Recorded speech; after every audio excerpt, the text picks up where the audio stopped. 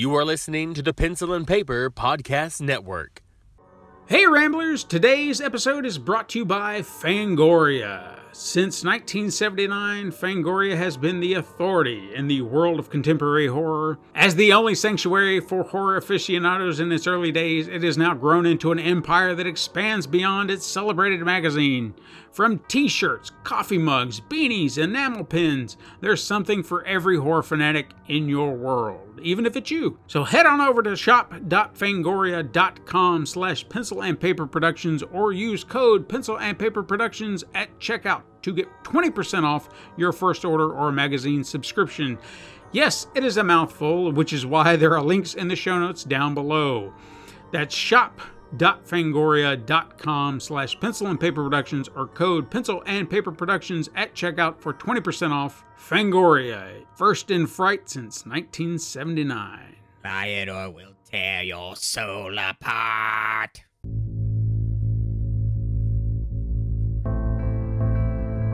You're listening to the Horror Ramblings podcast, the show about all things horror. We hope you enjoy the show.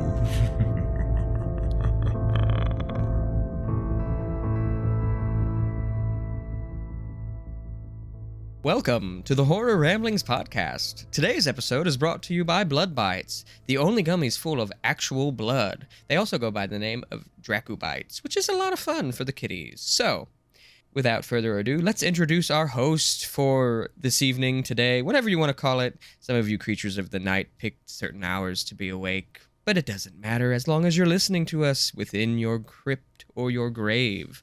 We are always honored to have Mr. Stephen White on the show, as well as that other guy that you guys know, Mr. Les. How you doing today, Stephen? Doing all right. I just had a few of those Dracu bites, and I'm feeling pretty good. I'm energized. I got my iron for the day. I know it's fantastic. I accidentally got O positive the other day. I normally don't have that, that flavor, and made me feel a little weird for a little while, but Sure. Doing okay now. Yeah, O positives are the worst. Oh man, I'm telling you. Anywho, I thought I'd do something sort of in line with what we're talking about today. But obviously, before we get into the meat of what we're talking about today, I figured we would see if there was any news stories that you you might have. I did want to talk to you about something else that I had seen. I sent it to you actually. Mm-hmm. I think it was one of the last messages I sent you. I wanted your thoughts on that. So, any news first or anything you want to kind of jump into? Well, we can definitely start with the story that you brought up, because that is an interesting topic that would be worth discussing, and that is apparently Christopher Nolan has expressed interest in doing a horror film. And I would love to see what his version of a horror film would be, because I cannot imagine it would be, how do I say this without sounding insulting to other people, normal or typical, I guess. Because you take a look at a lot of his movies, regardless if it's something more Hollywood streamlined fare or something a little bit more off the cuff and indie, he's got a unique way of telling stories. And I think if he had the right concept, much like Batman, he could do something with it that has never been done and really, really go deep into it. But I don't know what I would want to see him do. Christopher Nolan presents A Nightmare on Elm Street. Oh. I mean, dude, the shit he could pull, the Inception type stuff, holy shit. Think about it, man. He could really just keep you tripping the whole time. See, when I first had seen Inception, I thought to myself it would have been so cool if there were dream warriors that had that much experience, like people who researched dreams, understood dreams, and they could get into, there you go, Inception, but they're going into Freddy's mind to figure out a way to stop him from killing. Yeah. No, I don't know. Yeah, I'd seen that, and I don't know. I feel like if he did some kind of like, I don't want to say just like your basic zombie movie or possession movie. I feel like he would do great with a film that maybe focused on like the occult Mhm. and maybe something in that sort of essence, maybe like a Rosemary's Baby type essence, something like that. I could see him doing something like that and pulling it off really well. Yeah. He's got a unique style about him. He knows how to tell a story proper, and damn if it wouldn't be something trippy. Because I think that's what I'd want. You know, something that really, really just sits with you. Those type of thrillers or horror movies that sit with you afterwards. That's what I would expect from him. Is by when you got to the end, you're just like, I can't shake it, man. It's just messed me up. Yeah, you know, that's what I loved about, you know, Wes Craven and John Carpenter and all them. It kind of, to me at least, when you leave the theater after you watch those movies, or, you know, if you watch, even when you watch them at home, like you sit and you think about it, you know, you think about, like, even people under the stairs, you think if there's really people out there like that, and like you start freaking out about it. Or, you know, Halloween, Michael Myers, it always scared the crap out of me that such a big hulking figure could be in your house with you and you didn't even know that he was there, you know, like that to me is creepy. And you know, you think about it. I think Nolan would be great. I think they should really push a few scripts at him, let him see them, let him, you know, maybe figure out what he wants to do. I think that would be awesome. And I'm going to put this out here, and I always put this out here. I also would love, I know he says he's only going to do maybe 1 or 2 more movies, but I would love to see Quentin Tarantino do a horror film. He would be another one that could do something very interesting. Yeah, you know, it's look at his filmography now. Look at his films. Actually sit and watch them. You know, some more recent films of his that are, you know, Once Upon a Time in Hollywood. And for me, one of my favorite films of his is Hateful Eight. Yeah. And you watch those movies, and they're not easy to watch because sometimes they get a little excessive with the violence and everything else. But you sit there and you see this, and you're like, just imagine if they gave him the reins to a horror film and just went, do your thing. Mm. And even if he wrote one and directed it himself, I think it would just be phenomenal. There you go. We'll have that bunch team up, Christopher Nolan and Quentin Tarantino together on a film. I think my head would explode. Yeah, that would be a trip. Oh, man. So yeah, I would love to see that, whatever it may be, if it ever happens. I'm not going to hold my breath, but I think that if the right idea comes along and he sees it as a challenge, he would take it on. So, and I'm still looking forward to watching, I've yet to watch it yet, but Oppenheimer it's finally dropped on Peacock, so I think that's on my weekend to-do list because I've been wanting to see it. I've heard a lot of great things about it. I even heard an interesting story about it, which I don't know anything about the movie, so I didn't have any context, but it just made me feel good about the man, you know, because, I mean, Robert Downey Jr. seems like a pretty cool cat.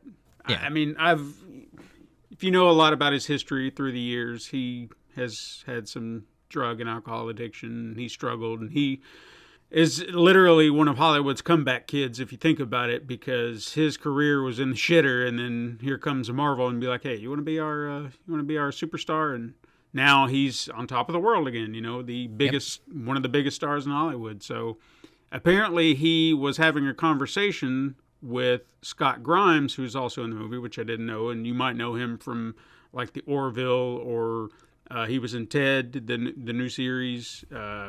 He was in Critters for this crowd. If you want to go deep, he was the main kid. And apparently they were in makeup chairs, you know, getting their makeup done for the movie or whatever. And Scott was talking to Robert, but didn't know it. And then when he got up out of his chair and turned around, he realized, oh shit, I've been talking to Robert Downey Jr. this whole time. Just having a casual conversation, you know, nothing to it.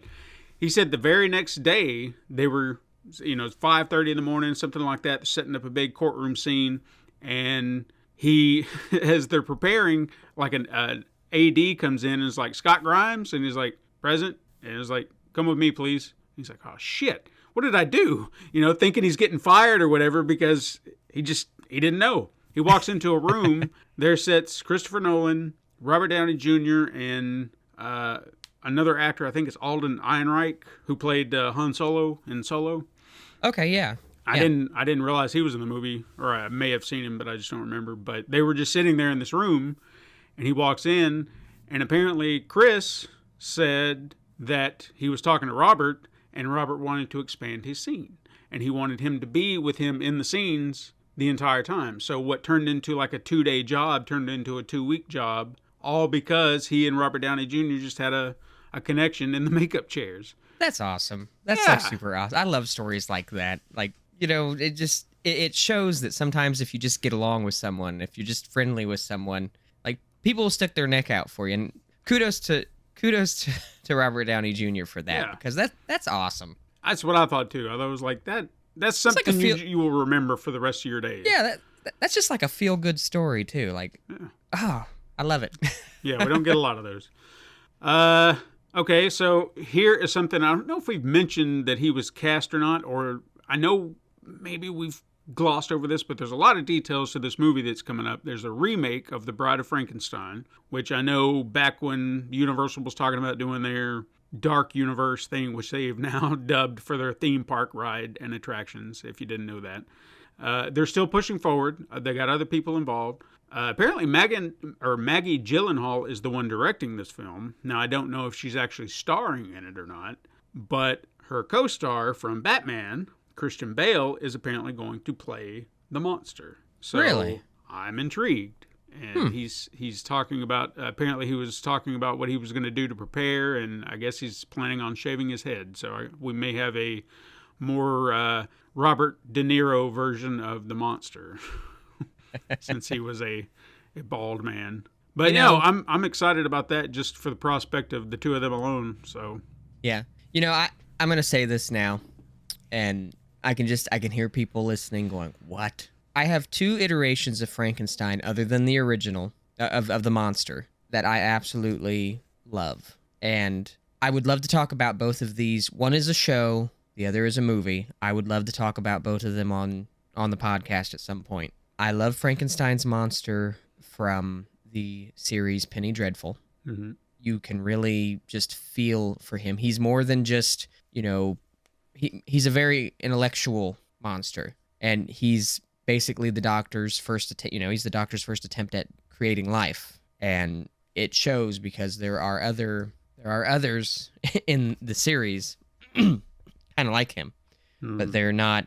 Like, he kind of looks like a walking corpse a little bit. Sure. The newer people that Dr. Frankenstein saves, they don't look like that. They look just like regular people. Mm. And you feel really bad for him in the series. And I don't think they ever let up on it. He's shown some kindness, but it's like the people that show him kindness, bad things end up happening to them. Right. So I love that version. And here's the one that might piss off some people, and I don't care what anybody says. Is it the best movie ever?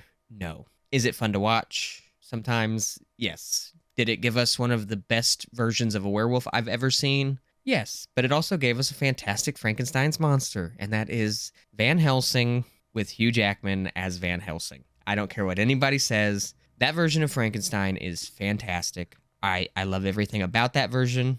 I love how he is a monster when he needs to be. He knows that he is like an abomination. And he also has one of the best lines in the movie when they're, talking about him being a monster. They don't know what he wants. And he just says that he wants to live. Mm-hmm. That's all he wants. He just wants to live. And I love that version. And I don't care what anybody says. I will defend him. I think that's a movie that's gotten a bit of a cult status here in recent years, because I do remember that movie being shit on a lot when it came out, but I think it's found an audience over the years, and that's not surprising. I see it all the time, and I love it. So. Yeah, it's just Dracula is great in it. He's over the top, which I'm sorry, but Dracula is only one of 2 ways to me. He's either over the top, even when he's not trying to be, he's sort of just over the top, or he's just very sinister with everything, like charmingly sinister. Like even when he's laughing or he's being charismatic, you feel that sinister, animal-like behavior underneath it all, and I don't know. I want to see more Nick Cage as Dracula too. I'm just going to put that out there while I'm at it. I mean, I wouldn't be adverse to it. So if they want to do another sequel to Renfield, I'm all for it. Or even something new, just twist it around, make it in the same universe, and we still get Nick Cage as Dracula. I mean, they could even do prequels. Those guys went through a lot together. Yeah, there's plenty of room for exploring different timelines Just saying. or whatever. Sorry, I'm getting off topic here. No, that's fine. There was a movie that I read about that I wanted to kind of bring up because the concept sounds kind of interesting, and I'm hoping that it will be executed well enough that it turns out to be a good movie because, again, premise sounds interesting. So there's a new movie that hit pre-production called Monstrosity, and it is from a director, Robert Ripberger. The only movie that I know that he's done is one called Those Who Walk Away. Have you heard of that one? Sounds familiar. And I think he just did another one that hasn't come out yet called Renner, which has Frankie Muniz. Okay. You know, I haven't seen that boy in a hot minute. I know, it's been a minute. But apparently this new movie, Monstrosity, sounds kind of like a horror comedy, which, again, intrigues me. And it's about a young village boy who goes missing down a mine shaft, and his father is blaming a family in a neighboring house, which is a family of misfits that happen to be a werewolf, a vampire, a zombie, and Frankenstein's monster guarding the mine that is keeping an evil barricaded behind Hell's Gate. I just had read about this movie, yeah. There's something about that sounds intriguing. So I'm like, all right, I could be down for something that, you know, conceptually interesting. Now, wasn't there a TV series a few years ago about there were different monsters, they were like roommates? I'm trying to remember. One of them was a ghost, I think one was a vampire, and there might have been a werewolf. But they were like, I cannot think of the name of the show. They were roommates, and it only lasted for a very short time period because I don't think people really picked up on it. But I remembered watching some of it, and it was actually a decent show. I just cannot for the life of me remember the name of it. But they were like, roommates. I don't know what it is. I think monster movie sitcoms sound intriguing to me. Even what you're saying there does ring a bell, but I can't put my finger on it. I'm gonna have to look it up or something because I'm trying to remember. Yeah. If any of the Ramblers know what it is, please maybe let us know because I can't remember the name of it. Yeah, by all means, because I can't. There's something about it sounds so familiar, but I can't lock in on anything. So, real quick, a little news bit, just because I want to razz the motherfucker. Zach Galligan is throwing his hat in to say what he thinks is going to happen with Gremlins. That there's going to be a third movie, something they've been talking about for 30 fucking years, but yet this guy seems to know everything about it, that it's going to happen. That's what he's been saying for 30 fucking years. Never mind. You get the picture.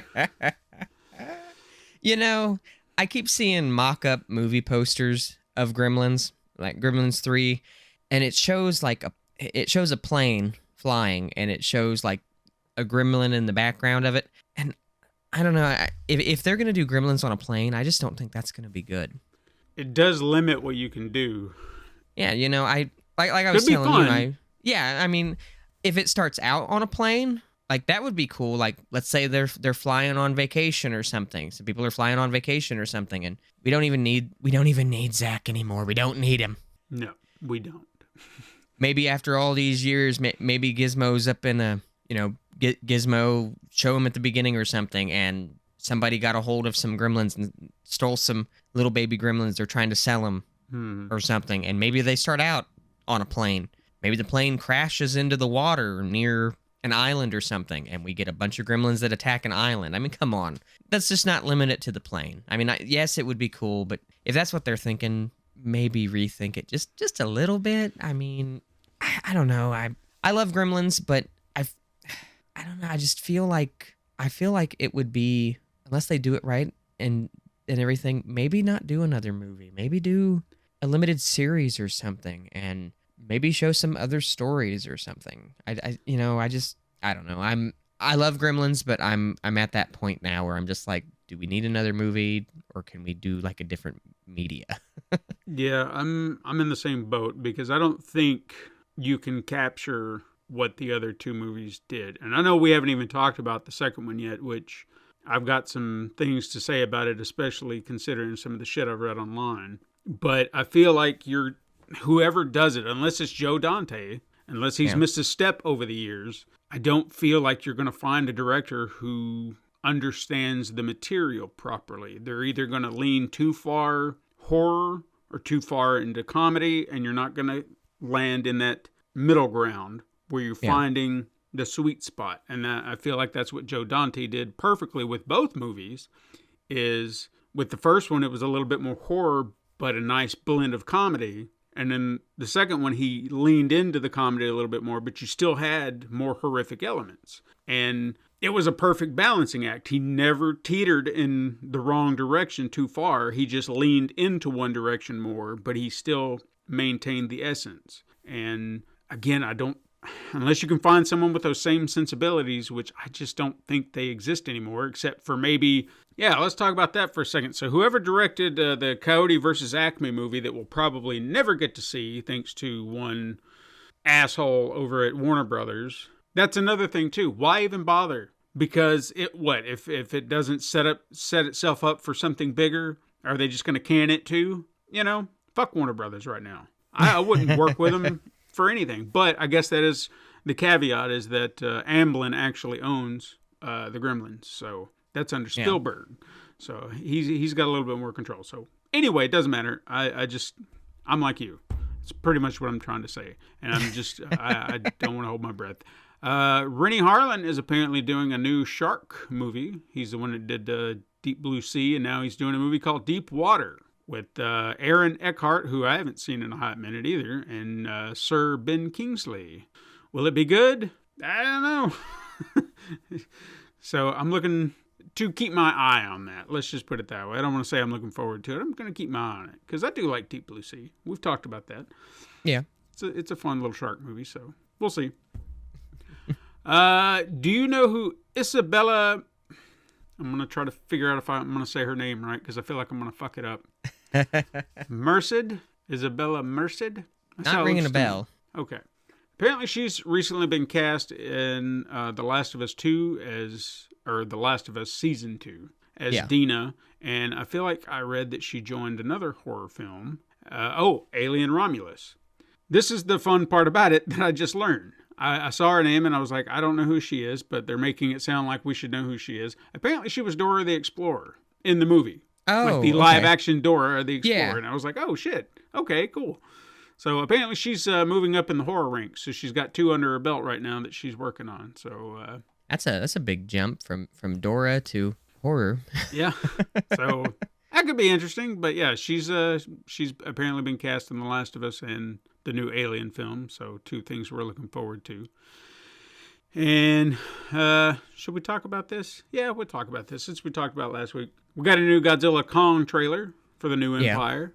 How you feeling about it? I think they've definitely moved more into, and I know we've talked about this, we've moved more into a Saturday morning cartoon kind of style with the action and stuff. And I'm not opposed to that, in all honesty, because I think it's fun. Mm-hmm. Seeing the Titans sort of get their asses handed to them a little bit, it feels different this time. Because when we first watched Kong and Godzilla fight, and then Mechagodzilla come out and was causing all the destruction and was kind of handing it to them, they still managed to win, and you still felt really confident. But in the trailer, in this newer trailer, that maybe it was just the tone of it. I'm kind of worried for Kong and the big lizard. I'm a little worried for him. It feels different, especially seeing Kong get his ass handed to him again. And see, it even felt different this time. And I know they're trying to show how powerful these new enemies are, but I mean, it felt like Kong was bringing his A game and just getting it handed to him. And there was just something in the tone. It felt so different to me. And it just felt like these guys are just, they're going to mean business. There was one detail in the trailer that I took note of, and I thought it was interesting, that they classified Godzilla and Kong as 2 different things now, where they're saying that Godzilla is a Titan, but now Kong is just part of the great apes. So you have Titans that protect nature, and the great apes who protect humanity. And I thought that was a very interesting distinction that they laid out there, because in the past, we've seen Kong listed as Titanus Kong, like he was one of the Titans. So now it seems like they're declassifying him or reclassifying him as something different. And again, from what we see, there's like a whole civilization down in the Hollow Earth that he's going to have to, or that he gets to meet his family, so to speak. I guess what I'm hoping for with this, because I'm looking forward to it regardless, but there's a part in my brain, and I don't know why, and I hope that I'm absolutely 100% wrong on how I'm feeling, is that I'm seeing what I'm seeing on screen. I'm excited, but there's this nagging feeling in the back of my head that something's going to, that I'm going to walk out disappointed. And I don't know why. And I hate when I feel that way, because 9 times out of 10, something is flagging that feeling, and I can't put my finger on it. And I think it's because I've seen trailers for things before like this that I've been excited for, and then you go in and then it plays out in such an odd way that you're just like, what the fuck was this? This is not what I signed up for.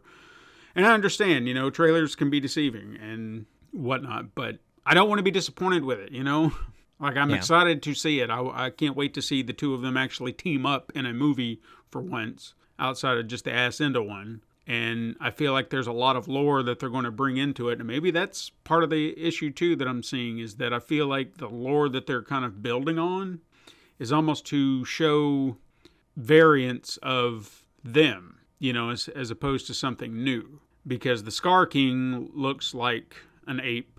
He looks a lot more like a orangutan than he does a gorilla. But he still kind of has gorilla-esque qualities about him too, you know what I mean? Like, he doesn't really look like an orangutan, but he does. It's like I guess it's his lanky nature or build or whatever. So he looks vicious, and then we've got the secret monster that they didn't quite show, but I've seen things, and this seems to be, based on what I'm seeing, it looks like a more primitive version of Godzilla, or at least that's how I'm kind of taking it.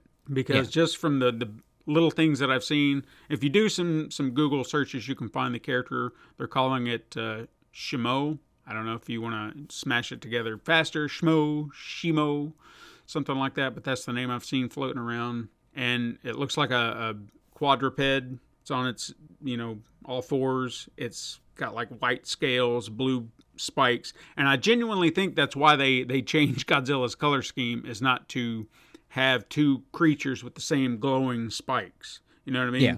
Because Shimo looks like she's more blue because she looks like she has more of an ice ability or something like that, or at least that's how it came off. And well, they're saying that when you see Godzilla in the ice, in the trailer, that Godzilla had been frozen by Shimo, or however you want to say it. Oh, okay. And that the ice that this kaiju spits, that it projects out, it has that, same like radiation to it. Okay. That's what I've been hearing, is it causes like a metamorphosis. Okay, I got you. In Godzilla, and that changes like Godzilla's. That's why Godzilla's color scheme, as people have put, why his color scheme changes. To me, it reminded me, and I cannot think. I'm horrible with their names. There was a kaiju that fought Godzilla that was down on all fours. Looked like it had porcupine spikes. Oh, that's Anguirus. It kind of puts me in the same mind of that a little bit. And from what I've been hearing, this kaiju is apparently one of the first Titans. Yeah. And Scar King has some kind of connection to it, some kind of control over it to a degree. And that, I was kind of wondering about that too. It felt like, it almost seemed like it was its pet. I don't want to say that's how it was said, but I was kind of getting that vibe, like, he's got this creature under its foot, I'm almost wondering if Scar King, there's this energy in the Hollow Earth that all of these Titans sort of are connected to. At least that's what I've, always sort of got from the movies. Like this radiation. And I'm wondering if Scar King is able to tap into that a little differently. And maybe that's why Scar King is so powerful, such a threat. It kind of made me wonder too that if they were trying to do this comparison in regards to the characters, why maybe they're doing more like two characters that are more primitive versions of them. But if you take a look at it, it almost seems like they're in opposite places as opposed to Godzilla and Kong, where Godzilla is the king of the monsters on Earth, but in Hollow Earth, Scar King is king, you know? So he would be, like, if Godzilla came down to Hollow Earth and was like, hey, bitch, I'm going to take over your throne, Scar King would probably beat the hell out of him. That kind of vibe is what I'm getting. Like, no, I'm king down here. You got that up there. Fuck off. And that would be the threat that I want to see him be. He has to be, and explain why. He can't just be some mad ape, you know? Otherwise, I'm going to sit there and argue that fucking Kong could have beat Godzilla just the same if he doesn't have some, like you said, a special ability of some sort. Well, it almost makes me wonder, like, maybe Scar King's, like, tribe of apes, maybe Scar King's species was hunted down and killed by Godzilla's species, because there were more titans like Godzilla at one point. Mm-hmm. And maybe they all destroyed, you know, I guess all I'm trying to say is maybe Scar King has taken over what should be Kong's kingdom, because all of the other apes look like Kong except for Scar King. Mm-hmm. So maybe Kong is going down. Maybe Kong knows that he has family. He has other, you know, Kong species just like him. And maybe he goes down to, like, save his people in a sense from Scar King. But Scar King is way too strong. And maybe that sets Scar King off, and Scar King, you know, gets into this whole mindset of, this is my kingdom, bitch, and if this is how it's going to be, if Kong runs to the surface, maybe he's like, you know what? I'm coming to the surface. I'm finishing this. I don't just want Hollow Earth. I want it all. Maybe he's going to wage war on the planet. And that would make sense based on some shots we've seen, so. And then Godzilla gets involved, because Godzilla is sort of a protector in a sense. Mm-hmm. I don't even think I don't even think he's necessarily a protector of humanity. I think he's more of a let's keep balance. Sure. Like he's your neighbor guy that just wants to be left alone. Yeah. He wants the kids to stay off his yard. So yeah, well, I'm sure we'll talk about it more when the movie comes out, because it's not too much longer, man. We got about a month, a little over. Yeah, I think so. So I'm looking forward to that. If you're looking forward to the rest of Chucky Season 3, it's coming out in April, so looking forward to that. Megan 2.0 has apparently been pushed back. I wasn't even sure that they had already put that on the docket, but apparently they had, but they're pushing it to 2025. So if you're looking forward to that this year, too bad. What else we got? Hey, we got a new Twister movie coming out. Did you see that? Yeah, I did. Not a fan? You know, I do love the first Twister. Like, I do. I thought it was good for what it was. But to me, a Twister sequel would have had the original cast back. And, you know, I know at least two of them are gone. Two of them passed away. Mm-hmm. Two of the more main people in it passed away. And I don't know. I'll be honest, I didn't even watch the whole trailer. I watched some of it, and I'm like, That's fine. I don't really have a dog in the race either. I'm just like, okay. Yeah, you know, if it comes on streaming, I'll probably watch it, but I'm not gonna go out of my way to go watch it in the theater or anything. I think it would have to be one of those situations where you hear enough about it, maybe you hear a lot of good things about it, and then you're just like, you know, maybe I got nothing better to do. Maybe I'll go check it out or something. Yeah, I'm not itching at the bit to watch another Twister, but yeah, I won't turn it down if I hear that it's actually kind of fun. Yeah, so. No, I mean, I think if it's going to be a good film, then yeah, you know, and natural disaster movies for me, honestly, the last this is going to be bad to say this. The last natural disaster film that I think I watched was it was on TV not too long ago, and I watched it, was The Day After Tomorrow. Mm-hmm. And it's an older movie. It's a good movie. I actually really enjoy it, but I don't know. I think the Twisters trailer came on during the Super Bowl. Yeah, I did. And I watched part of the ad for it. I think the only ads that I really sought out. Well, honestly, the only ad that I really sought out after I had seen part of it was for the new Deadpool movie. That's the only trailer that I really sought out. So sure. No, I don't blame you there. Is what it is. Yeah. Last two things that I want to bring up. One, if you've ever wanted to see The Toxic Avenger in 4K, it is now available, and you can do that right now over at Troma Now. So if you've got a subscription over there, go check it out, man. It's looking pretty, like I haven't watched it on 4K yet, but just looking at the stills and everything, they cleaned it up looks nice. Like it looks like it cleaned up real nice. Yeah. I just had seen the stills for it too, and show Uncle Lloyd some love. Go watch it for him. That's right. And finally, do you remember the entertainment logo Anchor Bay? Yes. Yes. Apparently they had dropped off the face of the earth at some point. I know they were I think they were pretty big in the 90s and 2000s, but it got folded into Lionsgate, now that I remember, but they're apparently reviving the label. So the first two releases they've got are two things that I don't think I've ever heard of. One is called Abruptio. There we go. And it's apparently a puppet horror film I can't say I've ever heard of before. I don't know if that's new or if it's an older movie, so I might have to look into that. And then the other is a documentary called Dinner with Leatherface, which is a documentary about Gunnar Hansen, which I would love to watch. That actually does sound pretty cool. So yeah, I don't know if this is going to be a flash in the pan or if it'll actually be a proper revival of the label, but I don't know. Could be fun. Right. So anyway, that's all I got in the way of news. So what did we talk about? Some a boat ride. Dracula on a boat. A killer boat ride. Yeah. That's what we want to refer to this as, Dracula on a boat, because that's what we're talking about today. The Last Voyage of the Demeter. Yes. Finally came on Paramount, which I think I figured out why. Because I know I was hell-bent on saying, no, it's going to come to Peacock. It's got to come to Peacock. And then they didn't come to Peacock like I thought.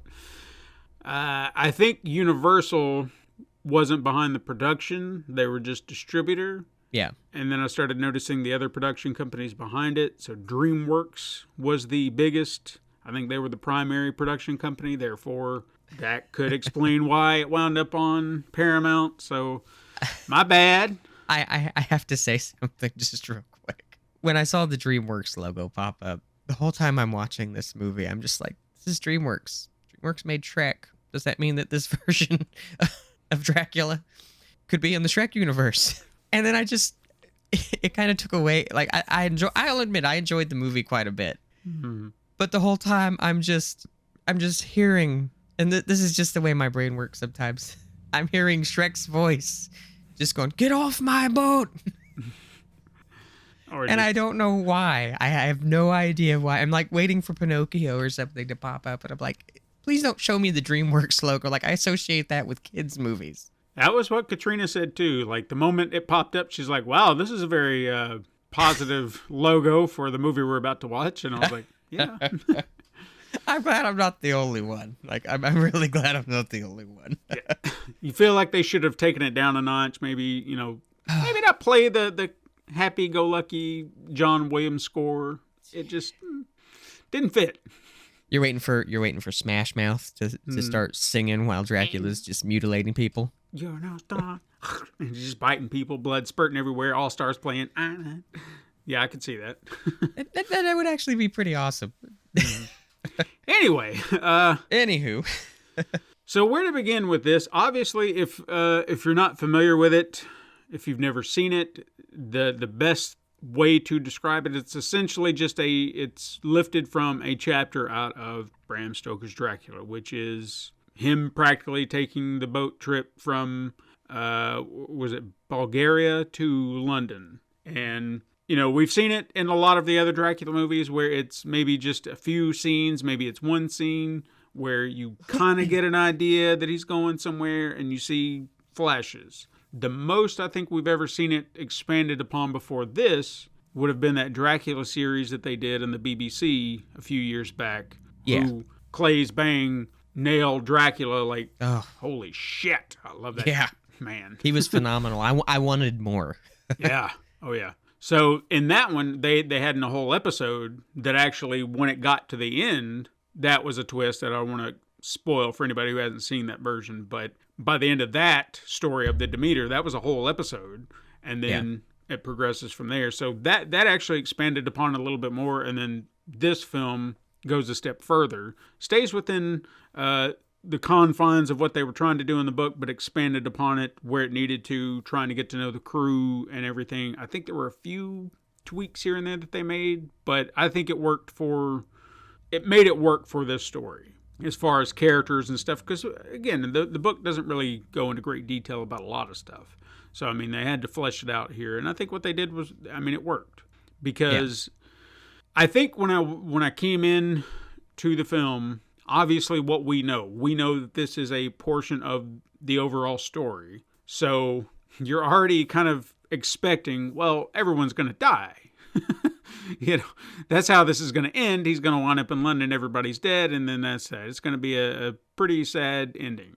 They didn't go that route, which I give them a little credit for. They didn't necessarily. I knew that they had to do enough to at least make it somewhat surprising in a sense. I won't say that everything was like, oh my God, I can't believe they did this, or really just threw it on its head, but I appreciated what little adjustments they did make to at least give it some, I don't know, just a little something extra that kind of kept you on your toes a little bit. So I appreciated that. What were your thoughts on it? What did you think?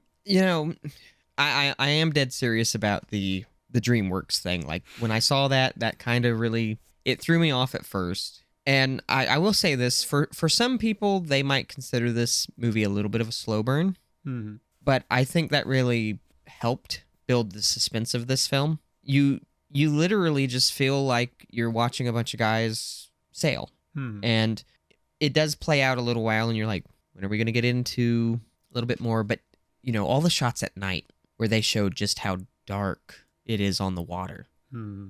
And that sense of, there's more than one person on the boat, but just that sense of feeling isolated and alone. Yeah. I think this film was beautifully filmed, by the way. That's one thing that I really appreciated. I thought every scene, even in the dark, everything just, to me, looked perfect. Yeah. And my biggest thing that I appreciate about the film is the fact that Dracula was a monster in it. Yeah. I'm glad that they didn't show him as a person. To me, that would have taken away from it. Mm-hmm. It's Dracula already. Sure. Like, that's the thing. You already know it's Dracula. But if you just jumped into this movie not knowing, it's a creature feature that happens on a ship. That's really, and the casting and everything, I'll give all the actors props. I was enthralled with everyone's performance. And I love how they showed everything just progressively get worse. Mm-hmm. It starts with them finding their stowaway, then we lose the animals, then, Dracula starts to attack people and everything else, and it just progressively turns into a bloodbath. And I don't think it was that bad of a bloodbath. Like, they could have been way more gorier than what they were in it. But again, I like that they didn't do that. Mm. I like that they, I don't know, there was enough gore for me to be happy, but it wasn't overdone. Sure, yeah. And I'll give another thing that I really liked about this is if you watch Dracula in this film, he does progress in his appearance, and it's like he becomes more of the monster that he's supposed to be. Yeah. In the beginning when you see him, he's kind of like crawling around, standing around. His face even looks different, and then he gradually becomes, I think, more animalistic. Yeah. By the end of it, and we've got this giant bat creature, which I think they should show Dracula like that more often. There's something about him as a giant bat creature. He's not quite human. He's not quite, it really messes with you. But yeah, the only thing I would say is I think some people might find it to be a little bit of a slow burn. Mm-hmm.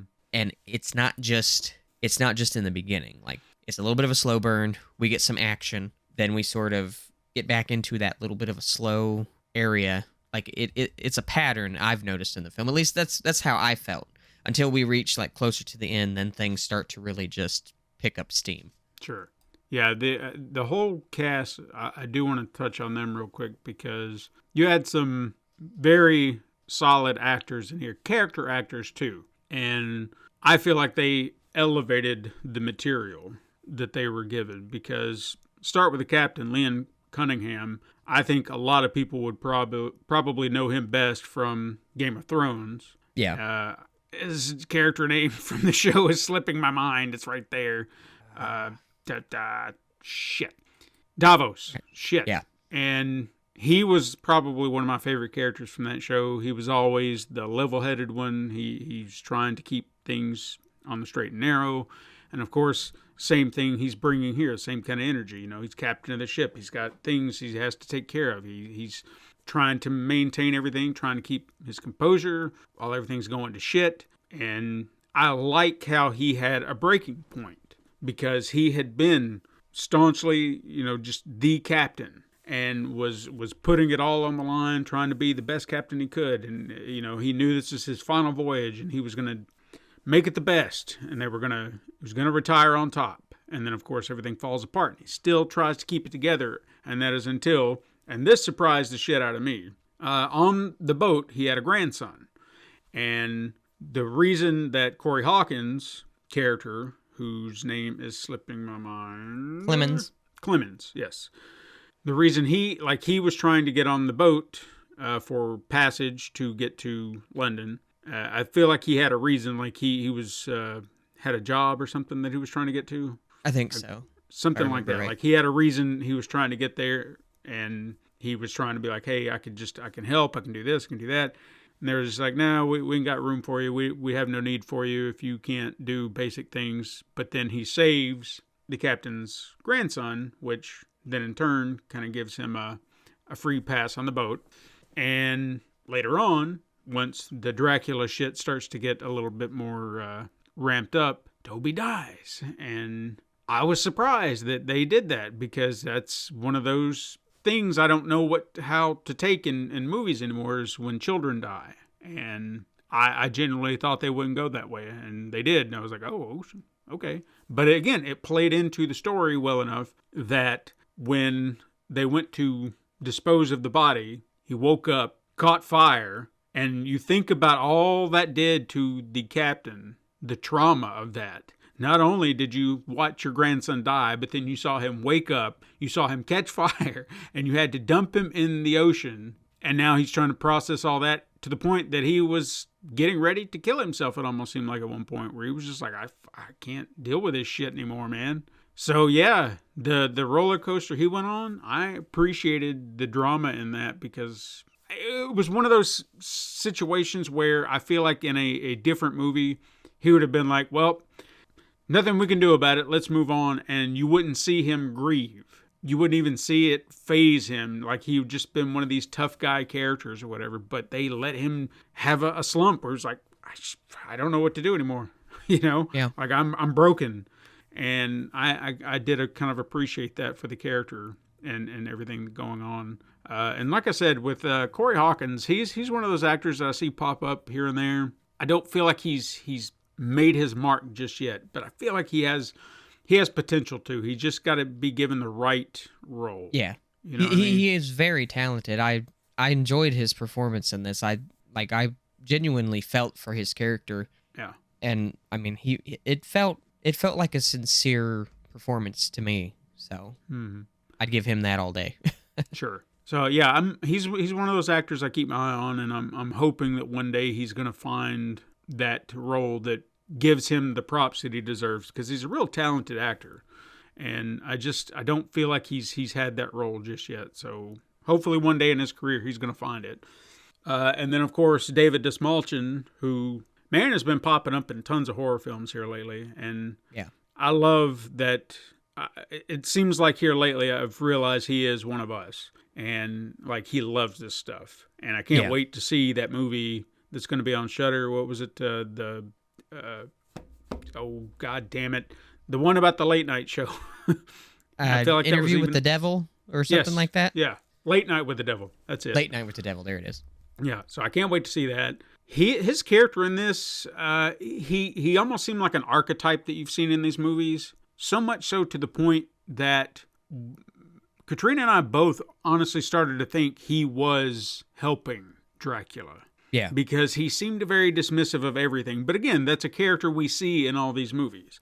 Where it's just like, you're crazy. It's nothing. And now, granted, he wasn't that specifically, but it seemed like every time something happened, he would find a way to just dismiss the Dracula aspect, or always looking for something a little bit more realistic, or something that he could explain. Yeah. And again, it does kind of work in that character's favor in that way, but at the same time, if you're trying to put context on it, how Dracula's getting through everything, how he's able to deal with all this on the boat. Now, granted, he is Dracula, but sometimes having a Renfield type nearby to help, we kind of thought that maybe it was going to be exposed that he was helping secretly. Yeah. Because it wouldn't have been that much of a stretch for that man to go bad. And I would have felt like, yeah, sure, I saw it. But he didn't, now, see, so I appreciate that. I sort of felt the opposite as far as, to me, watching him, I just felt like, best way I can put it, I thought he was a prick. That's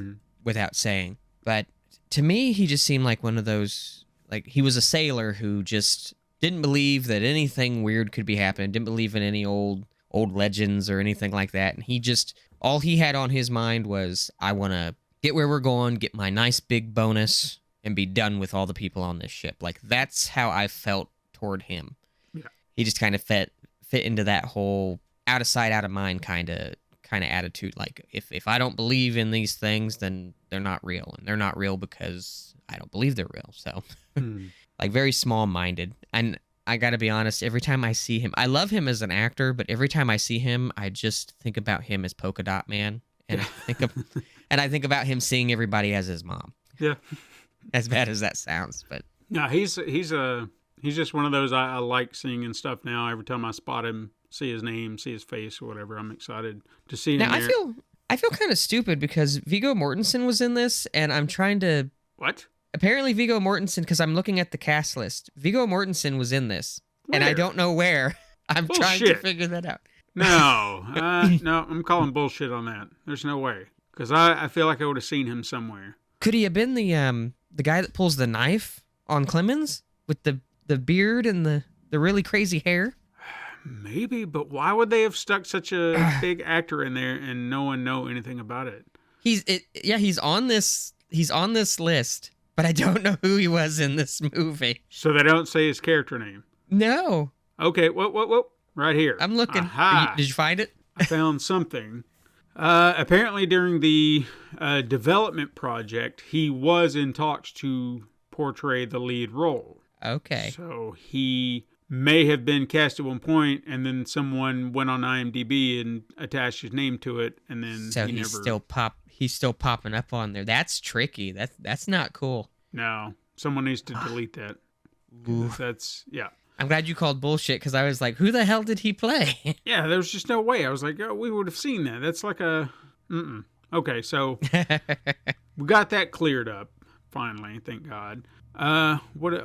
Okay. So I want to talk to you about this scene because I know we just kind of glossed over it just a moment ago, but I want you to see if you had the same problem I did. Because whereas we're sitting there saying what a great movie we had, or a great time we had with it, there was one scene that bugged the shit out of me, okay? And I want to see if it did to you too, because it didn't make any sense.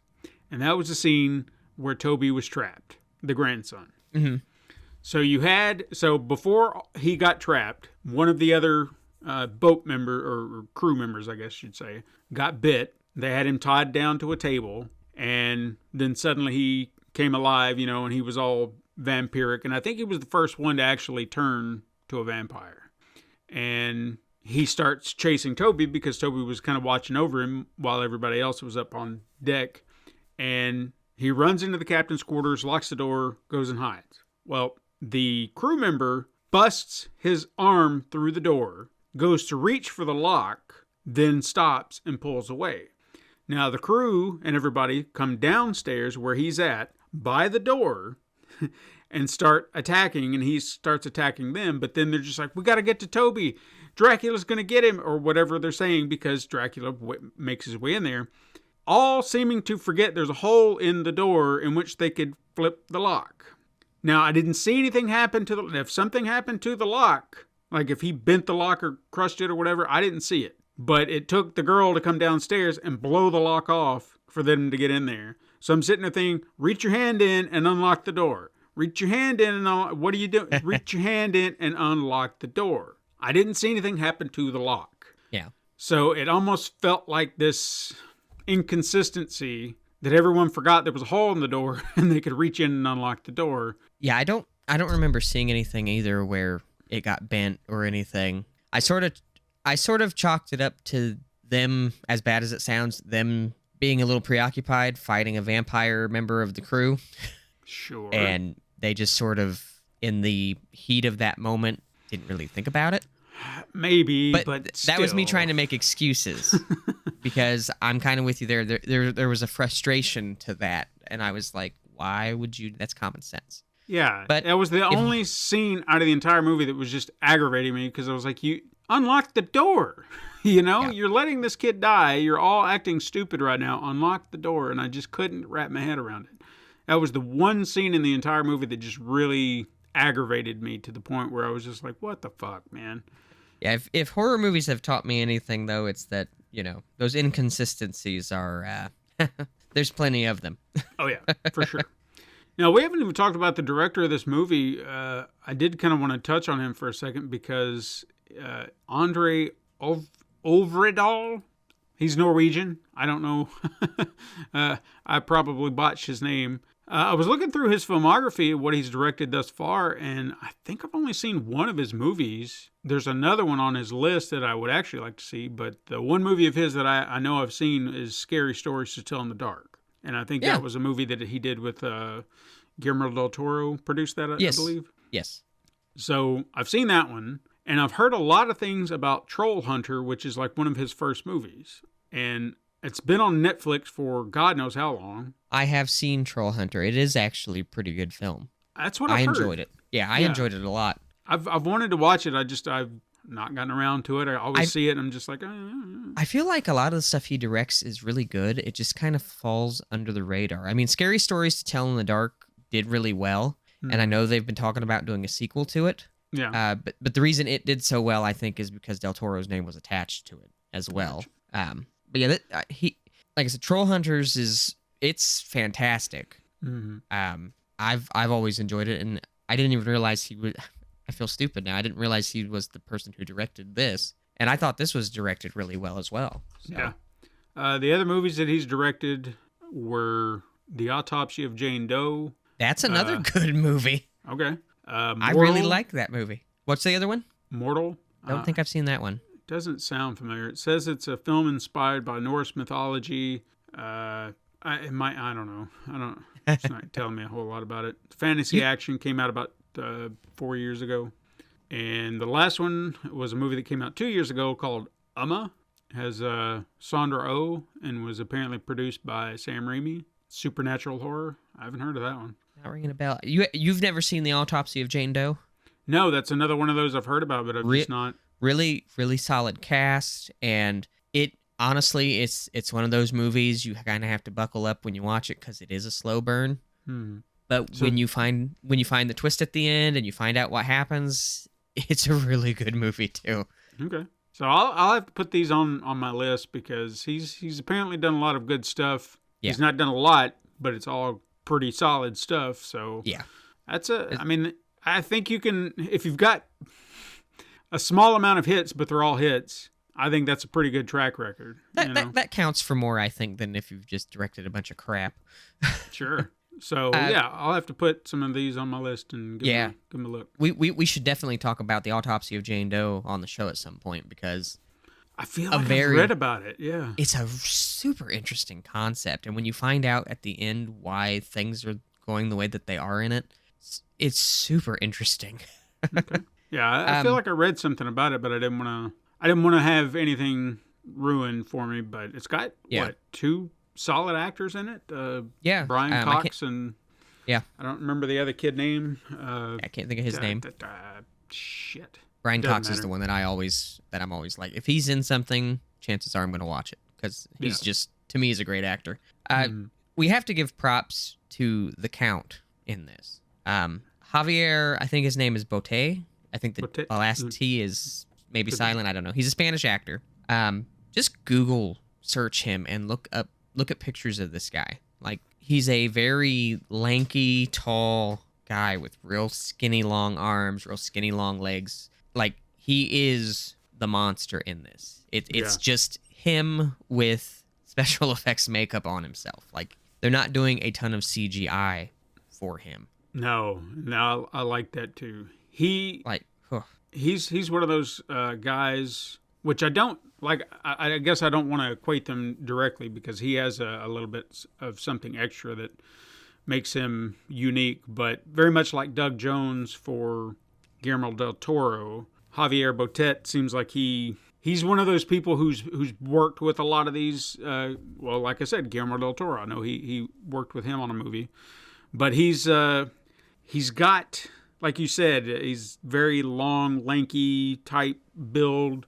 I think he even has a condition that causes his body to be very flexible, if you will. And it's gotten him roles in other movies like he was in Mama. Yeah, wasn't that he played Mama. He played the Mama. Yeah, I remember that was one of the first times I ever saw him. Was in that movie. He is also in the Slender Man movie that came out in 2018. There's a movie called The Boogeyman, 2023. He's always played. He was in Rec 3. Looks like he was in most of those. Yeah, he always seems to play. I mean, that's what he's made. You know, he's built to where he can play a lot of these like more monster roles because of how his body can. He can move his body certain ways. He's lanky. He's got the longer arms, the longer legs. He's skinny. I mean, it works for him. I mean, it's just like I cannot think of the actor's name, but in Scary Stories to Tell in the Dark. Yeah. When the guy falls down the chimney in all the pieces, and he like contorts his body and stuff. That was an actual person contorting their body and everything. That guy does movies like that. Well, that was him. Was it him in Scary Stories? Yeah. Because I know there was another actor too. He was in that one. He was the toeless corpse, is what they got him listed as. Oh, he was so he was the toeless corpse. There's another. Okay, so there's another guy too, and I can't think of his name, but it'll pop up, I'm sure, at some point in my brain. But you know, you got to give these people props, and I mean, I know, you know, they're born with a condition, or they're just built differently than other people. But instead of letting that be something that like puts them down, they take full advantage of it. Yeah. You know, this guy's made a career of it.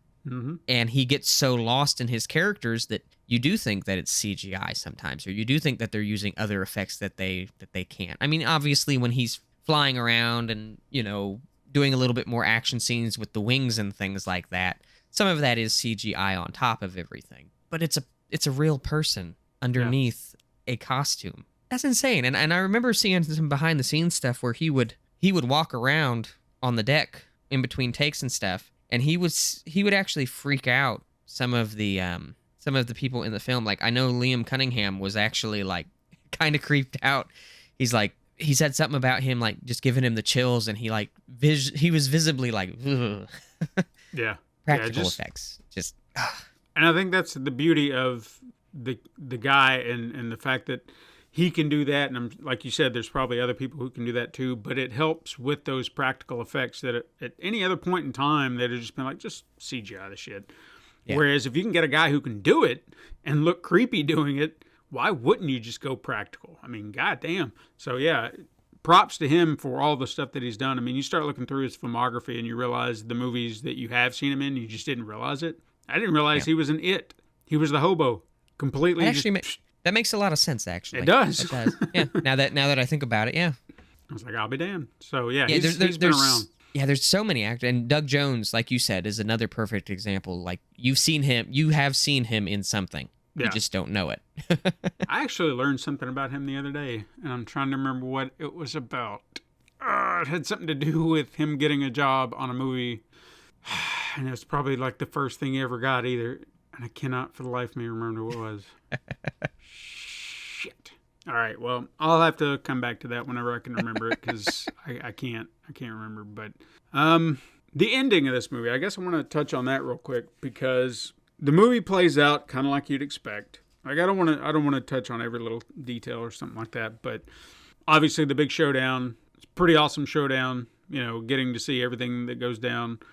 Like you said, seeing Dracula in his bat form, looking very much like the Nosferatu vampire in the face a little bit. You know, like they took elements of that. The whole big fight at the end, you know, everything kind of plays out a little bit how you'd expect, but then a few little twists and turns here. I was expecting, as I said, everyone to die. And the fact that we actually had 2 survive surprised the shit out of me, or at least we thought at first. And then obviously Anna was, I guess I was expecting her to survive, which I really shouldn't have been. But it just seemed like she would have been the one to live for whatever reason. And then, of course, she was bit and had been fed on like when they found her, she'd already been bit, and they did that blood transfusion trying to help. And obviously she's like, that was pointless. It was just delaying the inevitable. But then Clemens survives, and this is where it took the turn that I was not sure about, you know, like I didn't expect, is that he is now tracking Dracula. And that's how they kind of set the movie up, almost in a way to sequelize it, maybe. But I'm not saying that that's their intention. Of course, it really sets it up for a sequel. Like if you wanted to continue Clemens going after Dracula, which it would be kind of an interesting take on it. If you're like, what would be your intent at that point? You know what I mean? Because now you're changing the story, which again, it's fine. But what is Clemens going to do that Van Helsing couldn't, or something like that? See, I almost wonder if they would have, you know, they like to do what if stories, like they did the Legacy sequel to Halloween, and I've always said that's just a what if story. Mm-hmm. You know, what if they made a sequel to this, and instead of the original Dracula story that we all know, what if Clemens was to meet Van Helsing before Dracula arrives completely in the States, and Clemens and Van Helsing team up to take down Dracula? It'd be interesting to see Clemens actually see Dracula in his human form. And I did like how they did sort of that. Like, they didn't quite show him well enough, but you saw that hint of a human form, but he still looked Max Schreckish, you know, Count Orlok type look. So I kind of appreciated that too, because I expected him to turn around and he'd be like, I'm handsome man now. But they didn't. So still have the bat ears and everything. It's just the human face, like, I'm kind of human. Eh? Look at me. Bleh. Blah, blah, blah.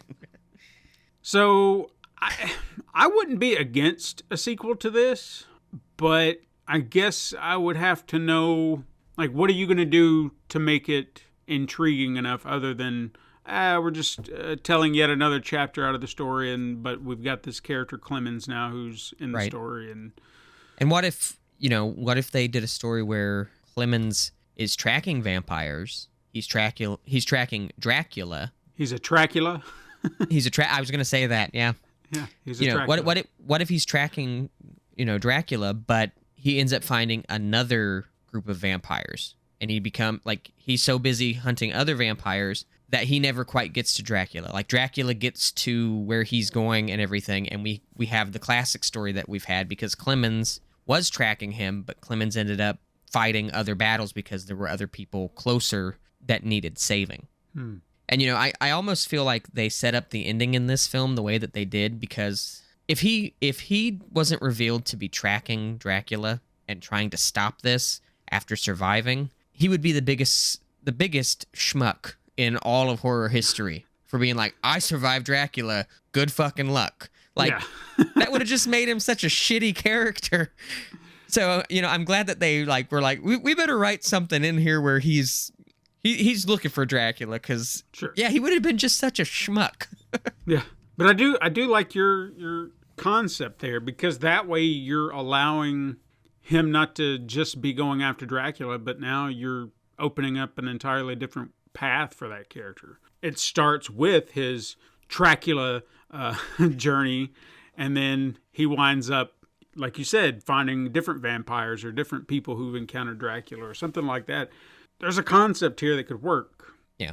I just don't know if they had any ideas, or if they were just planting a little seed and just being like, if we come up with an idea, we've got the seed planted, but we don't have to do it. We don't have to make Dracula. Right. I would have loved to have been there in that meeting, though. Like when they're talking about the ending, like, well, we could set it up for a sequel. I really hope there was somebody there in that meeting, though, that was like, we can't make this guy just not tell anybody or not be looking, because that'd just make him a prick. Mm-hmm. Like I couldn't imagine. I mean, I understand that they took from one chapter of the book, and they're like, there's a story here. We could tell a story here. But then you get to the end and you're like, well, there technically weren't any survivors, but we're making him survive now. Yeah, if you survived something, I don't know about you, but if I survived being on a ship with a vampire, I think I would want to tell people, that there was danger coming. Yeah. And to me, Clemens was that kind of character where it would have been really detrimental to his character if they would have changed him, or not changed him, but, not had him be noble at the end there. Yeah. Like, I just, the only other way that I could have seen them ending it was him and her kill Dracula, or they think they've killed Dracula, and they're in the water or something. They get up on land, and there's still no sunrise or anything, and she's turned and she kills him. Yeah. But that would have been a very dissatisfying ending, I think. I feel like it would be one of those endings they would have had as a special feature, like a deleted alternate ending or something. It's like, yeah, we thought about this, and we were like, nah, we want something a little more positive or whatever. Yeah, test audiences didn't like it or whatever. And they did change part of the ending, if you think about it, because in the book, if I remember right, the ship made it to port. Yeah. So in this, it crashed. Mm-hmm. So they did take the liberty of changing that ending, changing that part of the ending around at least. But it still made it to shore. Well, yeah, you know what I mean. Yeah. It crashed. Yeah. In its own way, it still made it to shore, just not in a nice, easy way. And I love how they played that whole scene out at the end, and how part of the mast of the ship come down and hit Dracula. Like to me, that also added to how powerful Dracula was in this film, because it took all of that, and then you find out that he's probably not really dead. Yeah. I would recommend this film. Again, I think I would definitely agree with what you said, that there's a bit of slow burn to it, but I don't feel like it's a slow burn in the sense of like, oh my God, get to something. It's just, it's building the suspense. So when you do finally get Dracula, it's like, oh, okay. And I think it works. Save for that one scene that if I didn't see that vampire or the crew member break the lock or bend the lock or something, please tell me I'm wrong. Maybe I need to go back and watch that scene again, but I could swear he just reached his hand in like he was reaching for the lock and then reached back out. So I'm still aggravated about that scene. Beyond that, I would say that it's a pretty solid watch. Yeah, I definitely enjoyed the film, and I would agree with you there. Don't get bored if it's feeling a little slow, because I agree. I think that the suspense just kind of builds. Like you're expecting something, because when you do get to see Dracula, when you get a taste of the action in the film, it makes it all worth it. Yeah. And I feel like the slowness that occurs in it sometimes just adds to the overall atmosphere. You know that these guys are alone in the middle of nowhere, and there's something terrible after all of them. So, yeah, definitely worth the watch. For sure. So if you've got nothing else, man, I'll wrap things up. Yeah. Ramblers, have you seen The Last Voyage of the Demeter? What did you think about it? Did you love it? You hate it? You kind of like, it's all right. Whatever you think, let us know on social medias like Twitter or Threads or one of the other ones that we're on. I don't know. We're in places on social media, so let us know what you think. If you've got more to say, tweet's just not going to cut it. Send us an email at horrorramblings@gmail.com. If you've got a script for Dracula, the movie, the sequel to The Last Voyage of the Demeter, that's what we want to see. We want to talk about that, because that's going to be a movie. I want that to be a movie now, starring Corey Hawkins, Dracula. We've got a great title. It's going to write itself. If you want to discuss horror with other people just like yourself who love it just as much as you do, join our Facebook group or join us in our Ramblers Room on Discord. And we can talk about Dracula. We could write the script. If you want to find us on Instagram, you can see an assortment of horror images. If you're feeling generous, want to support the show, head on over to patreon.com/pencilpaperproductions, chuck in a buck, and help us finance Dracula, the movie. That's the only way it's ever going to happen unless we do a Kickstarter. But we got to get that script written first. So, like I said, join us help us write this thing. Help us grow the show by leaving a review on your favorite podcasting app. Tell your friends to find us and rate us on their favorite platform as well. And if you're using Spotify, see what questions and polls that we've posted up there. And I guess this week it's going to be Dracula, yay or nay. Do you want to see this movie? Finally, if you prefer a central hub, keep up with any and all things, pencilpaperproductions.com/horror-ramblings, shopfangoria.com/pencilpaperproductions, or code pencilpaperproductions at checkout for 20% off if you want to do that. Links are all in the show notes down below. And remember, guys, stay spooky out there. Blah. Bye.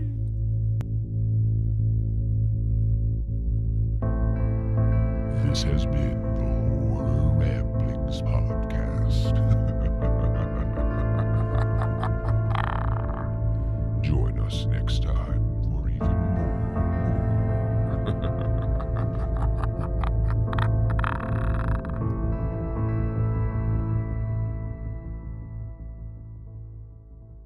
This has been a Pencil and Paper Podcast Network production.